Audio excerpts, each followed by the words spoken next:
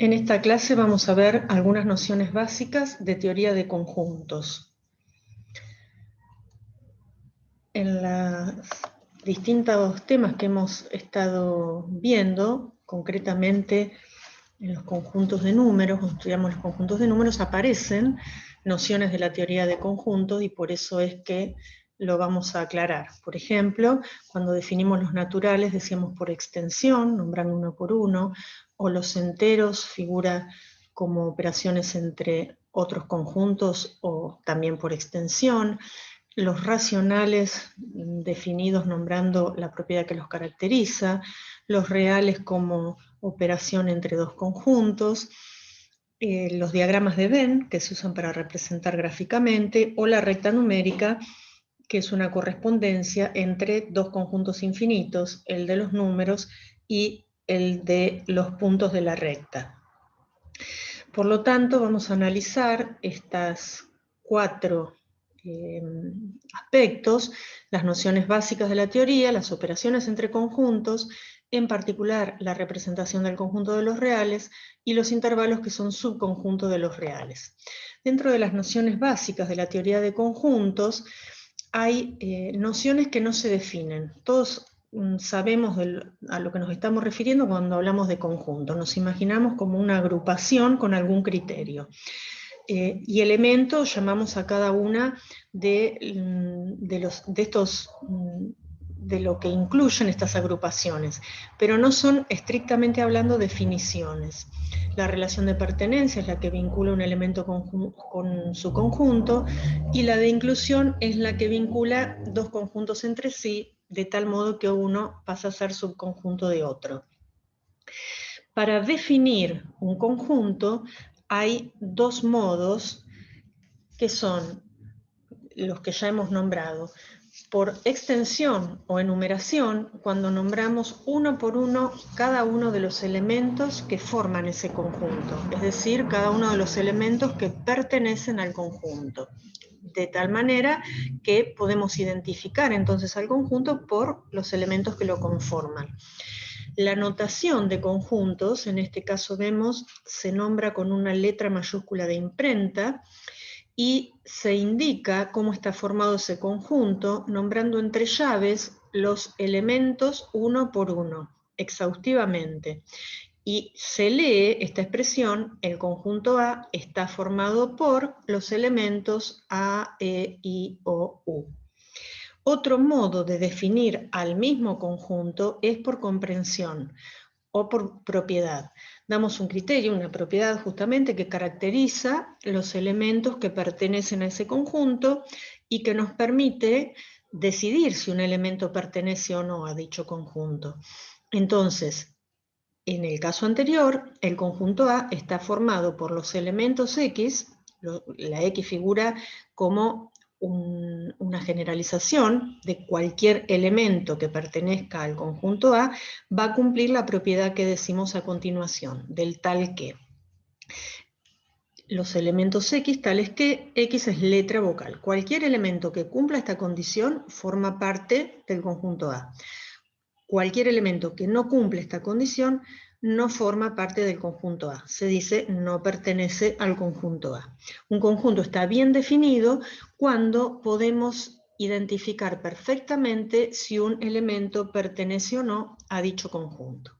Otra representación son los diagramas de Venn, que son estos diagramas cerrados en donde al interior del diagrama se van escribiendo los elementos que forman ese conjunto y por fuera del diagrama todos los elementos que no pertenecen a él.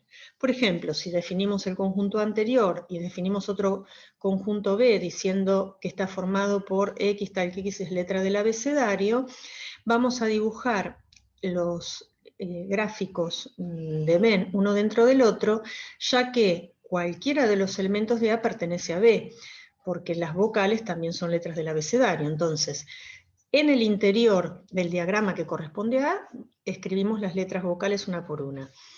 Por fuera, dibujamos el diagrama que corresponde a B, y en la zona que queda comprendida entre medio de A y B, es decir, fuera de A pero dentro de B, escribiríamos el resto de las letras.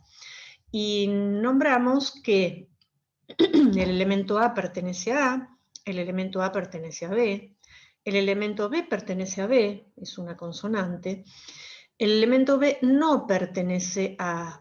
Los símbolos, la epsilon griega, se utiliza para la relación de pertenencia. Tachado significa no pertenece.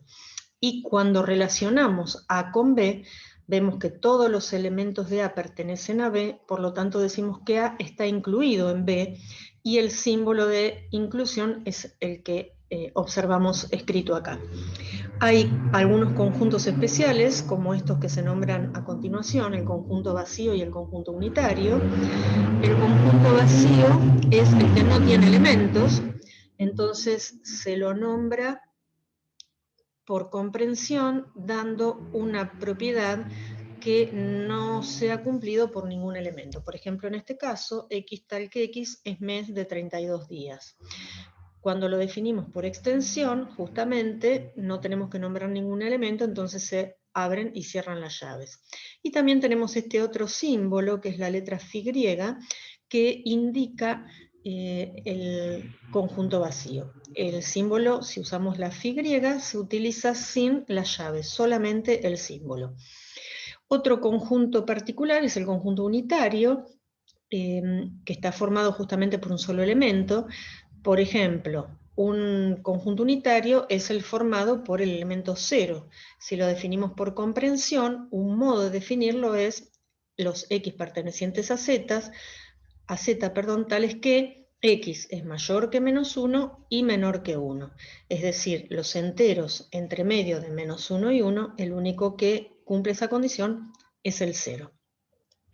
Para el caso de los conjuntos de números que nosotros veníamos estudiando, por ejemplo, la letra Z, que designa el conjunto de los enteros, recuerden que le hacemos estas como dos rayitas para indicar que es el conjunto de los números y no cualquier otro conjunto al que llamamos Z, nombramos elementos, que son los números, y con el símbolo de pertenece indicaríamos el 2 es un número entero, es decir, 2 pertenece a Z.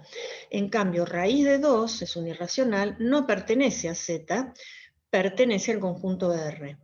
Y la relación de inclusión, como todos los naturales pertenecen también a Z, decimos que los naturales están incluidos en Z. Todos son ejemplos de situaciones que hemos ido nombrando. Decir que un conjunto está incluido en otro es lo mismo que decir que es un subconjunto. Podemos entonces decir que los naturales es un subconjunto de los enteros. Las definiciones por comprensión y por extensión que decíamos en la anterior diapositiva, también hemos visto ejemplos de los conjuntos de números. Por ejemplo, los naturales están formados por, y nombramos uno por uno, en el orden en que normalmente los nombramos, 1, 2, 3, 4, etc.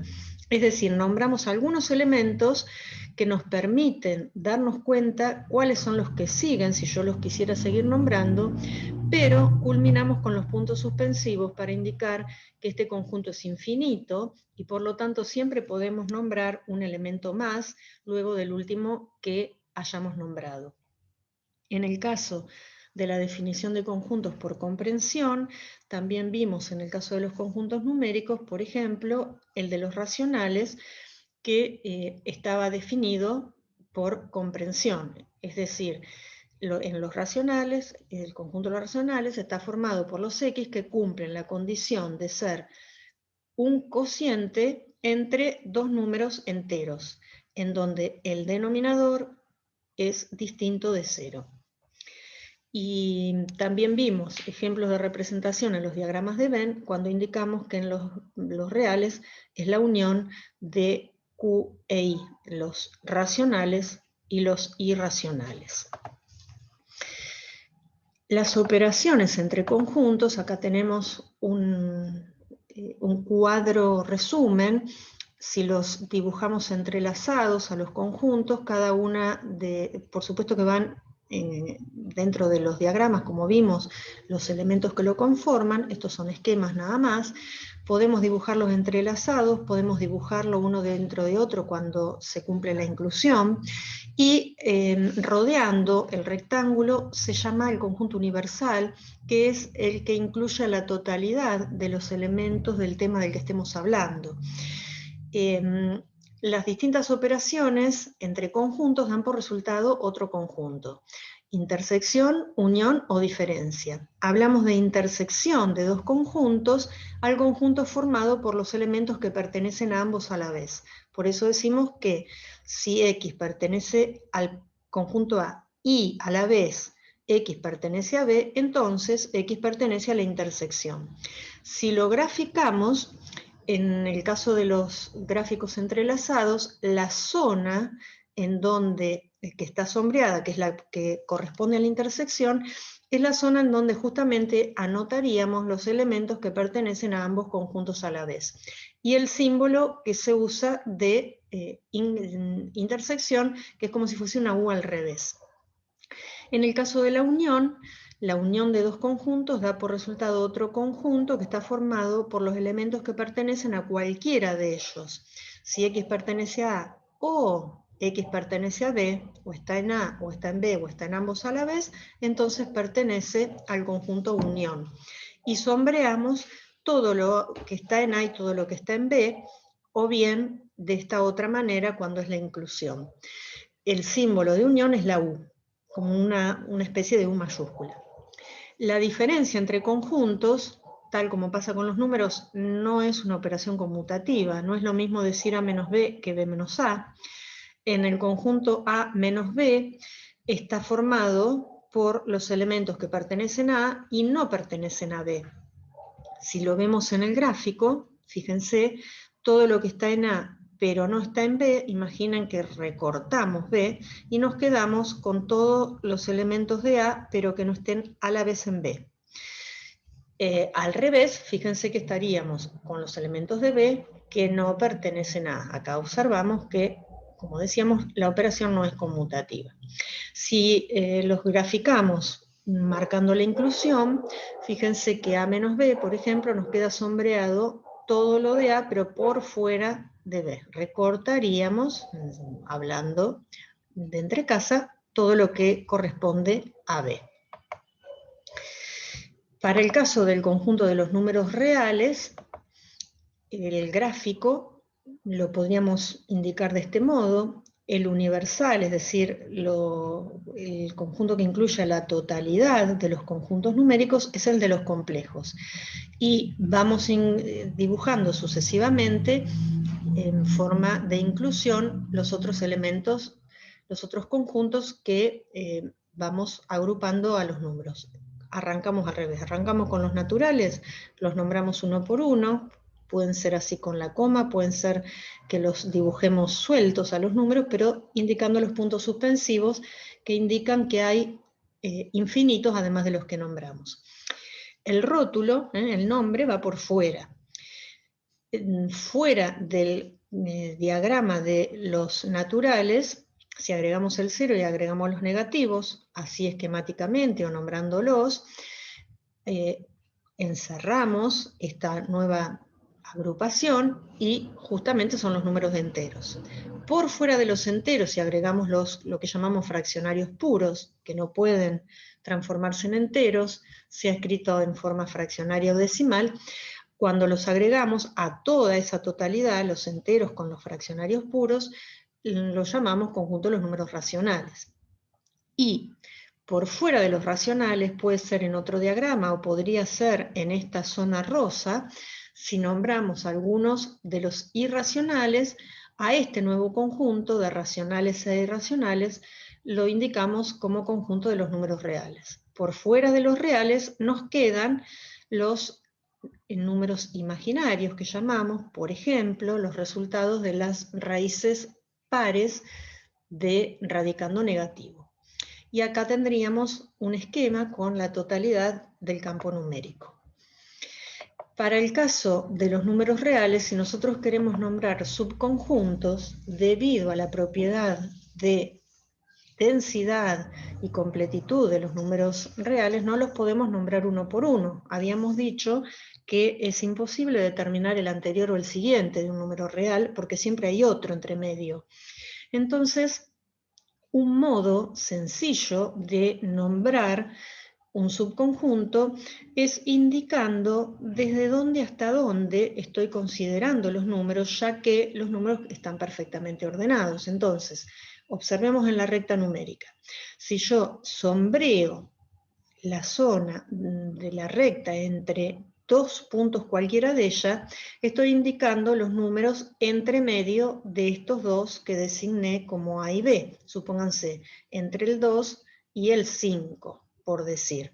Es decir, todos los puntos corresponden a los números en forma ordenada. Por lo tanto, yo puedo identificar perfectamente de qué números estoy hablando si digo los números que están entre 2 y 5. Si lo dibujo así con esta especie de agujeritos, significa que el 2 y el 5 en particular no están formando parte de este conjunto. Si lo indicamos en forma de intervalo, se lo expresa de esta forma, entre paréntesis, como si fuera un par ordenado, en el orden en que nombramos normalmente de menor a mayor, extremo inferior, extremo superior. 2, 5, por ejemplo. El 2 no, el 5 no, por eso ponemos paréntesis. Corresponden a la definición por comprensión que figura acá arriba. X tal que X pertenece a los reales, o sea, son los números reales, que además cumplen la condición de ser mayores que A y menores que B. De ser, en el ejemplo, mayores que 2 y menores que 5. Mayor y menor estrictos, es decir, el 2 no y el 5 tampoco. A ese intervalo se lo llama abierto, a diferencia del cerrado, que lo que hace es considerar a los extremos que también forman parte del subconjunto que estamos nombrando. Es decir, fíjense que acá la expresión es similar, pero estoy usando la relación de orden amplio. La X es mayor o igual que A, menor o igual que B. Con el ejemplo que veníamos nombrando, serían los elementos X mayores o iguales que 2, menores o iguales que 5, es decir, los números entre 2 y 5, el 2 también, el 5 también. Si lo representamos gráficamente, indicaríamos con los puntitos rellenos. Y si lo indicamos en forma de intervalo, fíjense que se usa un corchete, a diferencia del paréntesis. El corchete está indicando que este número forma parte del conjunto. El paréntesis indica que este número no forma parte del conjunto. Y lo llamamos, como decíamos, intervalos cerrados. Y después podemos combinar que A pertenezca y B no, que A no pertenezca y B sí. Y las condiciones, digamos, sería parecido a lo que decíamos anteriormente, ¿no es cierto? En este caso, desde A hasta B, A forma parte del conjunto, B no. Y acá al revés. Y otra clase de intervalos que aparecen son los que llamamos los intervalos infinitos. Cuando consideramos, por ejemplo, en la recta numérica, desde A hacia la derecha todos los números reales que continúan. Por ejemplo, del 2 a la derecha. El 2 no, por eso hay un agujerito acá. El 2 sí, en este otro caso, entonces hay un puntito relleno. Entonces, fíjense que acá hay una condición sola. Los números que estoy marcando en la recta son todos mayores que A. No hay restricción a la derecha. Por lo tanto, cuando lo nombramos por comprensión, fíjense que son los X, tales que pertenecen al conjunto de los reales y resultan mayores que A. Por ejemplo, mayores que 2. En forma de intervalo lo escribimos con el paréntesis que indica que A no forma parte del conjunto, pero de ahí hacia la derecha todos, y ahí aparece el símbolo de infinito, con el paréntesis. Entonces, esta expresión en forma de intervalo corresponde a la representación en la recta numérica que me indica de 2 a la derecha todos los números. Parecido, de 2 a la derecha o de A a la derecha, pero con A también o con 2 también, la relación que corresponde es la de mayor o igual, es decir, en sentido amplio, pero en este caso, como A o el 2 también formaría parte del intervalo, entonces lo designamos con un corchete. Entonces, de 2 o de A a la derecha, el 2 no, de 2 o de A a la derecha, el 2 también. O al revés, cuando decimos a la izquierda. Entonces, como siempre se nombra por orden, acá es al revés. Venimos del menos infinito hasta A, o por ejemplo hasta el 2. Entonces son los X tales que X pertenece a los reales y resultan ser todos menores que A. Entonces, en forma de intervalo también, primero designamos el lado izquierdo de la recta, desde el menos infinito hasta A. Como A no forma parte en este ejemplo, el paréntesis. Este es similar, pero A forma parte el corchete. Fíjense, dos observaciones para que lo tengan en cuenta. El símbolo de infinito solo aparece en la escritura como intervalo, no aparece en las relaciones de desigualdad, no aparece en la recta numérica. El símbolo de infinito, por supuesto, que si venimos desde la izquierda, tiene que ir indicado el negativo, del menos infinito. Si es hacia la derecha, o sea, hacia el más infinito, puedo ponerle el signo más o no, no es necesario, como en el caso de los números. La otra observación es que siempre que esté el símbolo de infinito, va un paréntesis, porque justamente no hay un último número o un primer número que haya que considerar parte, sino que hacia la izquierda o bien hacia la derecha, indefinidamente se siguen agregando elementos que pertenecen a dicho intervalo. Con esto hemos finalizado esta clase. Como decimos en otras oportunidades, pueden comunicarse si necesitan pedir alguna indicación, algún otro tema, si necesitan alguna corrección.